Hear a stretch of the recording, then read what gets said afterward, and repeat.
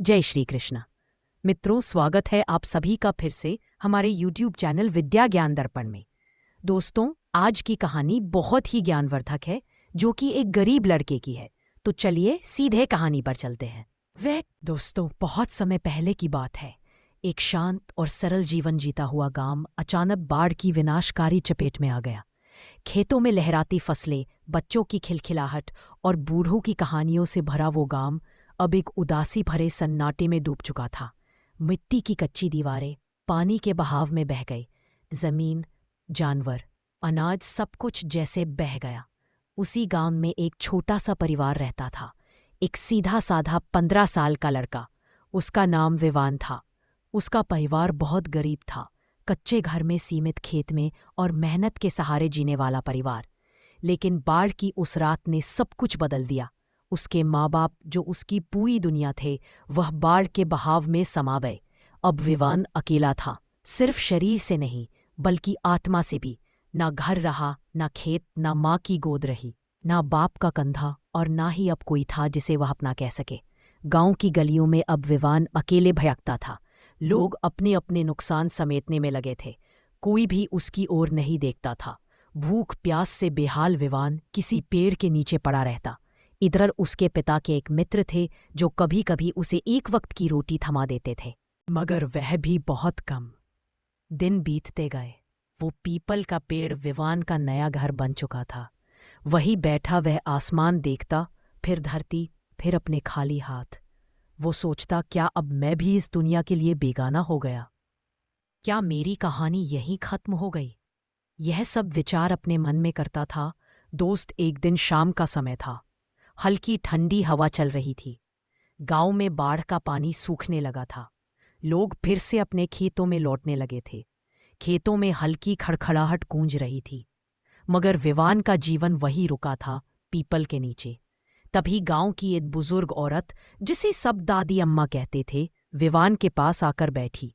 उसकी आंखों में विवान को देखकर एक अजीब सी पीड़ा झलकी। प्यार भरे स्वर में उसने पूछा, बेटा, क्या खो दिया तूने बाढ़ में? विवान की आंखों में आंसू भर आए। उसने कहा, सब चला गया दादी अम्मा, मेरी माँ पिता दोनों। मेरे लिए तो बाढ़ सब कुछ बहा ले गई। अब तो ना घर है, ना खेत, ना खाना। भूख से परेशान हूं और कोई मदद करने को भी तैयार नहीं। दादी अम्मा की आंखें भी भर आईं। कुछ देर वो चुप रही, फिर धीमे स्वर में बोली, बेटा, यह दुख बस तुम्हारा नहीं है। जब मैं तेरी उम्र की थी तब भी ऐसी ही बाढ़ आई थी। मेरे माँ बाप और भाई बहन सब उसी बाढ़ में चले गए थे। मैं भी अकेली बची थी, एक लड़की, एकदम तन्हा। विवान ने हैरानी से देखा उन्हें। उसने बोला, फिर आपने कैसे जिया दादी अम्मा, अकेले? दादी अम्मा ने हाथ उसके सिर पर रखा और कहा, बेटा, एक बात याद रखना, जिंदगी में किसी से उम्मीद मत रखना। अपना रास्ता खुद बनाना पड़ता है। कोई तुम्हारा सहारा नहीं बनेगा। और बेटा, तू लड़का है, दुनिया तुझसे हमदर्दी नहीं करेगी। तुझे अपना मुकाम खुद बनाना होगा, चाहे कोई भी काम करना पड़े। विवान ने अपने आंसू पोंछे और पहली बार उसने अंदर से एक आवाज सुनी, दादी अम्मा, आपने आज मेरे भीतर कुछ जगा दिया है। अब मैं यहां नहीं बैठूंगा, कुछ करूंगा खुद के लिए, माँ बाप की आत्मा के लिए और जिंदगी के लिए। दोस्तों, अगली सुबह विवान उठा। उसकी आंखों में अब आंसू नहीं थे, बल्कि एक नई चमक थी। उसने ठान लिया था, अब खुद के लिए एक झोपड़ी बनाएगा। रहने की जगह होगी तो आगे कुछ सोच सकेगा। वह जंगल की ओर गया। वहां से सूखी लकड़ियां इकट्ठी की, कुछ बांस, कुछ बाढ़ में बहकर आई टूटी फूटी पटियां। इन्हें लेकर वह अपनी पुरानी जमीन की ओर गया, जो अब मिट्टी और पत्थरों से भरी पड़ी थी। दोस्तों, वही उसने थोड़ी जगह साफ की और एक छोटी सी झोपड़ी बनाई, बस इतनी कि उसमें बैठा जा सके, लेटा जा सके। उस रात वो उसी झोपड़ी में लेटा। ऊपर टीन नहीं थी, पर चांदनी जरूर थी। दोस्तों, विवान सोचने लगा कि मेरे अपने हाथों से बना पहला घर छोटा है, पर मेरा है। अब पेट की चिंता थी। कुछ दिन पहले मुखिया के घर के बाहर सड़क की मरम्मत हो रही थी। वहां मजदूर काम कर रहे थे। विवान वहां पहुंचा। एक मजदूर ने कहा, मुखिया जी से पूछ ले, शायद तुझे भी काम दे दे। विवान दौड़कर मुखिया जी के पास गया। मुखिया जी, मुझे भी काम दे दो, मैं बहुत भूखा हूं।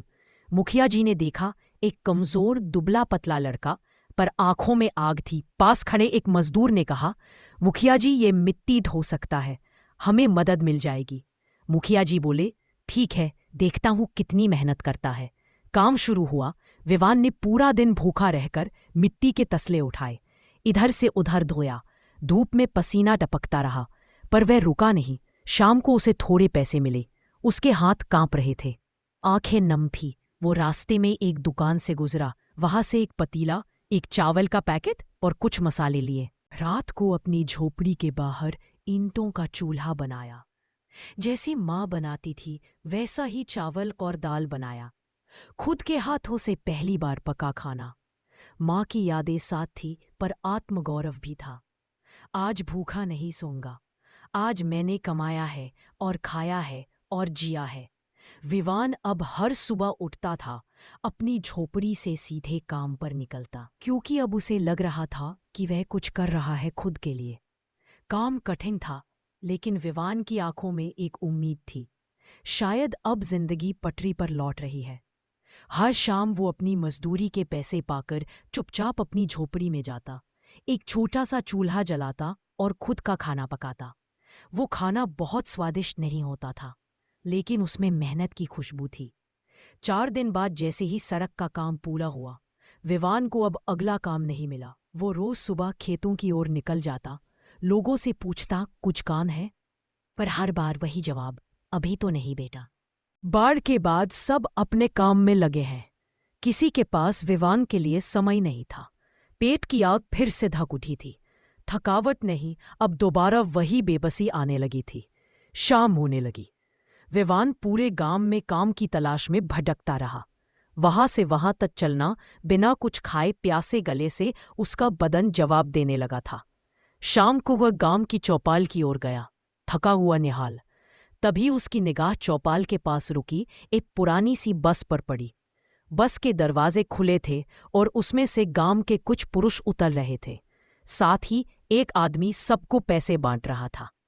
विवान हैरान था। दोस्तों धीरे से पास गया और एक आदमी से पूछा, भैया ये क्या हो रहा है? आदमी ने जवाब दिया, ये सब आज शहर से काम करके लौटे हैं। शहर में एक फैक्ट्री बन रही है, वहां मजदूरों की जरूरत है। ये आदमी ठेकेदार है, गांव से मजदूर ले जाता है, सुबह और शाम को लाकर पैसे भी देता है। विवान के अंदर जैसे कोई अलार्म बज गया। उसके चेहरे पर रोशनी लौट आई, तो अब मुझे रास्ता मिल गया है। वह सीधा उस ठेकेदार के पास गया और हाथ जोड़कर बोला, भैया जी मुझे भी ले चलिए, मैं काम करना चाहता हूँ, मजदूरी चाहिए, भूखा हूँ। ठेकेदार ने उसे ऊपर से नीचे देखा।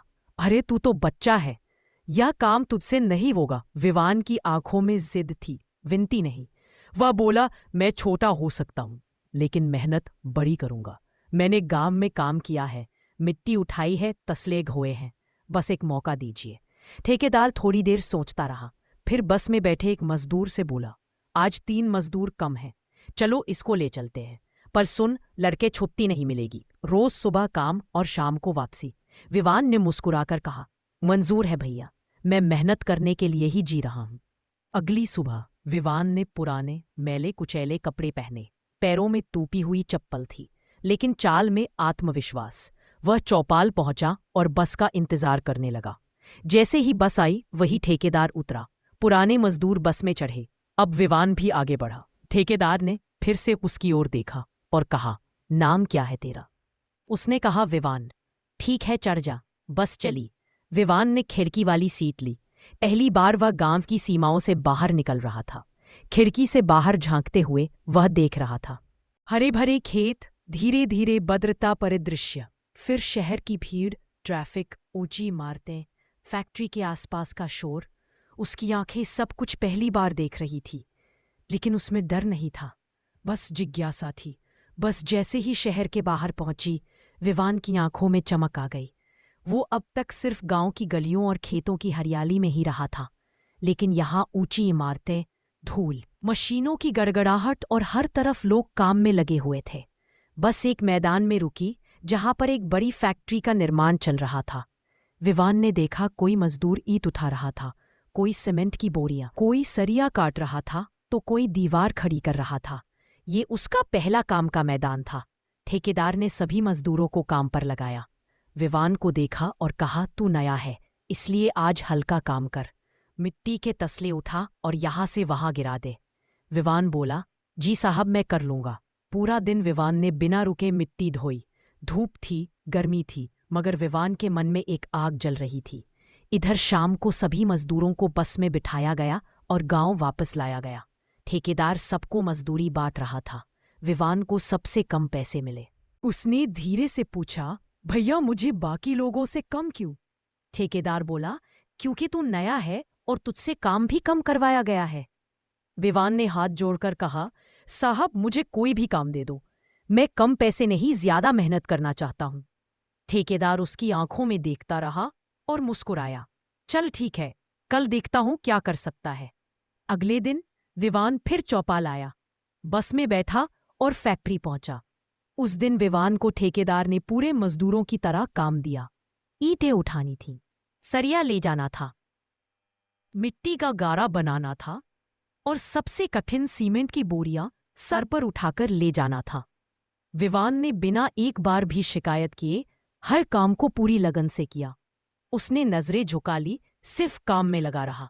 शाम को जब ठेकेदार ने सबको पैसे दिए तो विवान को देखकर बोला, शाबाश बेटा, आज तूने खुद को साबित कर दिया। तू सच में मजदूरी करने आया है, भीख मांगने नहीं। ऐसे ही करता रहा तो एक दिन बहुत आगे जाएगा।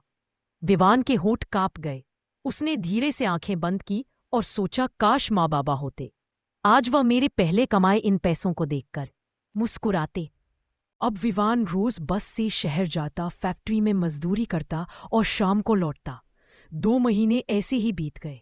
अब उसके पास इतने पैसे हो गए थे कि उसने अच्छे कपड़े खरीद लिए, झोपड़ी के लिए कुछ राशन, एक तख्त और चादर ली, और सबसे जरूरी, अब वह भूखा नहीं सोता था। दोस्तों, उसकी झोपड़ी अब सच्चे आशियाने की तरह लगने लगी थी।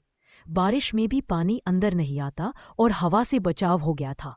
एक दिन जब फैक्ट्री का काम अस्थायी रूप से बंद हुआ, ठेकेदार गांव आया। सुबह सुबह उसकी गाड़ी विवान की झोपड़ी के सामने रुकी। विवान ने बाहर आकर पूछा, साहब आप? ठेकेदार बोला, अब 2 दिन काम नहीं है, क्यों ना तेरी झोपड़ी को थोड़ा मजबूत करवा दूं। विवान की आंखें खुशी से भर आई। साहब, मैं यही तो सोच रहा था, लेकिन पैसे नहीं जुटा पाया अब तक पूरे।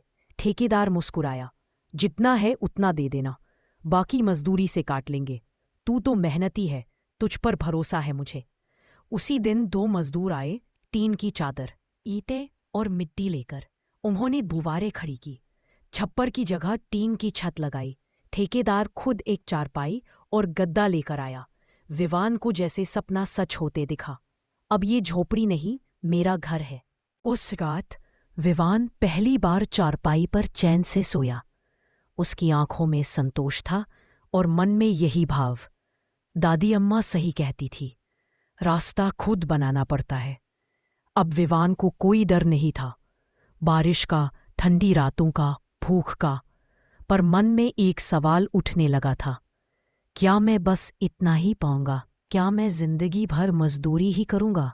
दोस्तों, उसी फैक्ट्री में काम करते हुए एक दिन ठेकेदार ने पूछा, विवान, अब जब तेरा घर बन गया और थोड़ा पैसा भी जुड़ गया, तो आगे क्या करना चाहता है?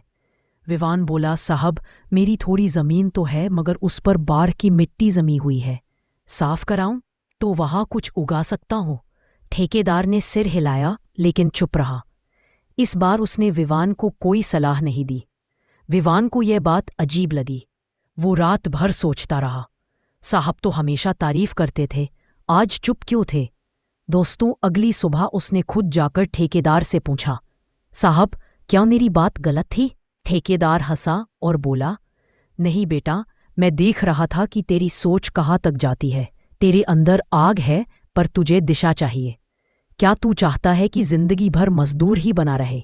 ये सुनकर विवान चुप था, उसे समझ नहीं आ रहा था। फिर ठेकेदार ने उसे समझाया और कहा, जिंदगी में कभी एक ही रास्ते के आदी मत बनो, सोच को बड़ा बना। अब तू शहर घूम, देख लोग कैसे काम करते हैं, कैसे पैसे कमाते हैं। ठेकेदार ने अगले दिन विवान को साथ लिया और शहर ले गया। वे दोनों बस से शहर की गलियों में घूमे। कहीं एक आदमी ठेला लगा रहा था, कहीं कोई सब्जी बेच रहा था, कहीं कोई चाय का ठेला, तो कोई कपड़े का शोरूम चला रहा था। चंदर हर एक को गौर से देखता रहा। फिर एक ढाबे में दोनों बैठे, खाना खाया और चाय पी। ठेकेदार ने पूछा, क्या देखा आज? विवान बोला, हर आदमी कुछ ना कुछ कर रहा है। सब कुछ छोटा है, पर सब में रोज की कमाई है। कोई मालिक है, कोई काम करने वाला। ठेकेदार मुस्कुराया, बस यही फर्क है सोच का। जो मजदूर से मालिक बनना चाहता है, उसे अपने अंदर कुछ नया सोचना होता है। विवान ने ठेकेदार से कहा, साहब, अब मैं सोच रहा हूं कि मैं खेत पर कुछ उगाऊं और शहर में आकर खुद बेचूं, या फिर कोई छोटा काम जो सीखते हुए चल सके। ठेकेदार बोला, तू मेहनती है, अब तेरे अंदर सोच भी जाग चुकी है। यही सच्चा रास्ता है। अब तेरी मंजिल सिर्फ रोटी कमाना नहीं, खुद का सपना बनाना है। दोस्तों, फिर अगले 2 दिन बाद विवान अकेले शहर गया। उसने देखा, महसूस किया, खुद को परखा।